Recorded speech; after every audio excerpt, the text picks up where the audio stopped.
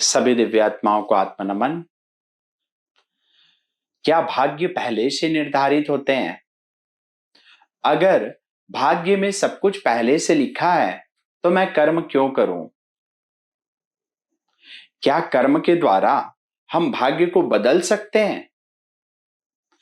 ऐसा ही प्रश्न श्री रामचंद्र जी ने वशिष्ठ से किया था। 16 वर्ष की जब राम जी की आयु थी, उन्हें भी बुद्ध जैसा वैराग आ गया। जैसे बुद्ध को वैराग आया, बुद्ध ने 4 अवस्थाएं देखी, मृत्यु, जरा, बुढ़ापा, और वैराग आया और घर छोड़ के चले गए।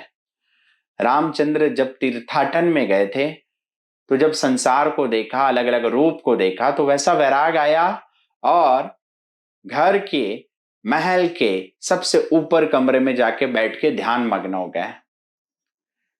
10, 15, 20 दिन तक ऐसे समाधि में थे कि राजा दशरथ घबरा जाते हैं और तुरंत वशिष्ठ को बुलाते हैं।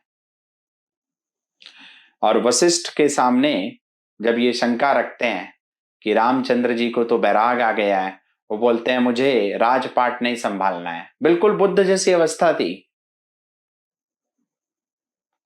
बुद्ध राम के बहुत बाद आए।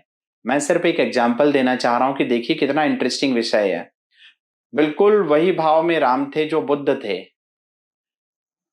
लेकिन राजा दशरथ वशिष्ठ को बुलाते हैं और वशिष्ठ जब महल में आते हैं तो बोलते हैं बुलाओ रामचंद्र जी को। तो रामचंद्र जी नीचे आते हैं और रामचंद्र जी वशिष्ठ के सामने, जैसे बुद्ध बोलते हैं संसार दुखमय है, वैसे संसार के बारे में बोलते हैं कि कितना कष्टमय संसार है।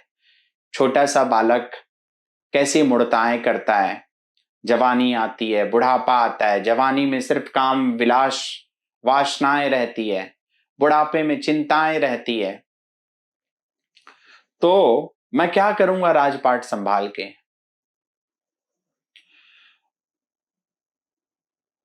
उसी डिस्कशन, वशिष्ठ और राम के संवाद, योग वशिष्ठ रूपी ज्ञान के रूप में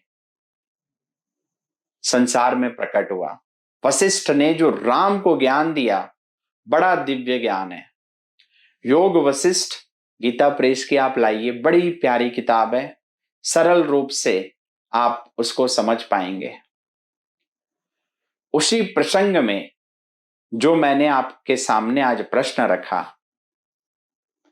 कि सब कुछ पहले से निर्धारित है भाग्य में, तो कर्म क्यों करें? क्या कर्म के द्वारा हम भाग्य को बदल सकते हैं? रामचंद्र जी ने वशिष्ठ से यह प्रश्न किया था और वशिष्ठ का जो जवाब है, इसे आप सुने, आपकी सारी शंका का समाधान हो जाएगा। मैं हीलिंग पे क्यों जोर देता हूं, और जो मैं हूं ज्योतिषी, और ज्योतिष विषय को साइड में रख के हीलिंग पे क्यों जोर देता हूं, मैं लोगों को यही आंसर देता हूं। तो वशिष्ठ ने कहा कि हे रामचंद्र जी, जैसे 2 भेड़ एक दूसरे से झगड़ती है, उसी प्रकार से मनुष्य के 2 कर्म झगड़ते हैं। 2 कर्म कैसा? वशिष्ठ जी ने टोटल कर्मा को 2 भागों में बांटा। उन्होंने एक को कहा देव कर्म और एक को कहा पुरुषार्थ। अब देव कर्म क्या है इसको समझ लें। जैसे ही अभी आपका पृथ्वी में अवतरण हुआ और आप ये वीडियो देख रहे हैं, आज से लेके जन्म जन्म के जितने कर्म हैं, संचित कर्म, वो सारे कर्मों को हम अगर एक्युमुलेट कर दें तो मान लो दैव कर्म है वो। ये हो गया दैव कर्म। दूसरा है पुरुषार्थ। पुरुषार्थ क्या है?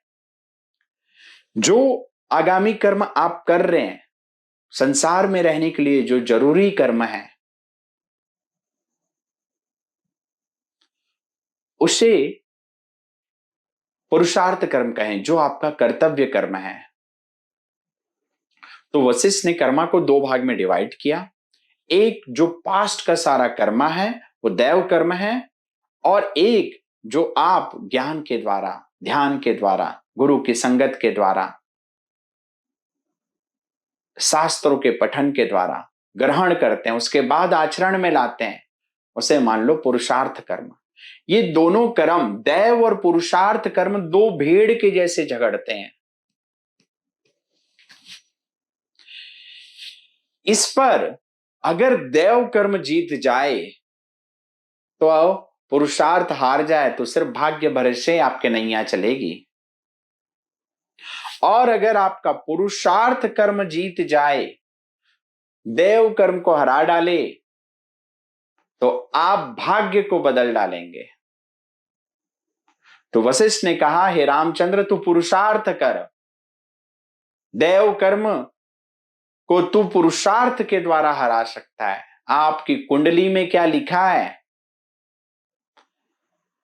आपकी ग्रह दशा क्या चल रही है, इन चक्करों में जब आप पढ़ते हैं और पुरुषार्थ कर्म नहीं करते हैं, तभी आप भुगतते हैं। अगर आप पुरुषार्थ कर्म करें तो भाग्य को बदल सकते हैं। अब आप बोलोगे पुरुषार्थ कर्म क्या है? हम हीलिंग को एक पुरुषार्थ कर्म के रूप में लेते हैं, एक अनकंडीशनल लव और ब्लेसिंग्स के रूप में।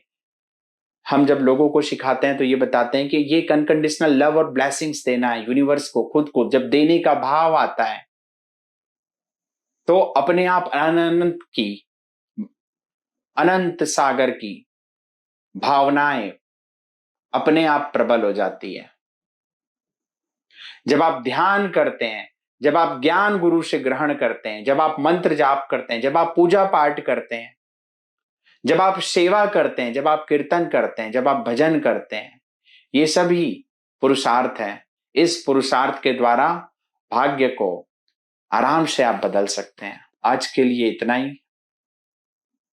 आपके भीतर बैठे परमात्मा तत्व को मैं नमन करता हूं।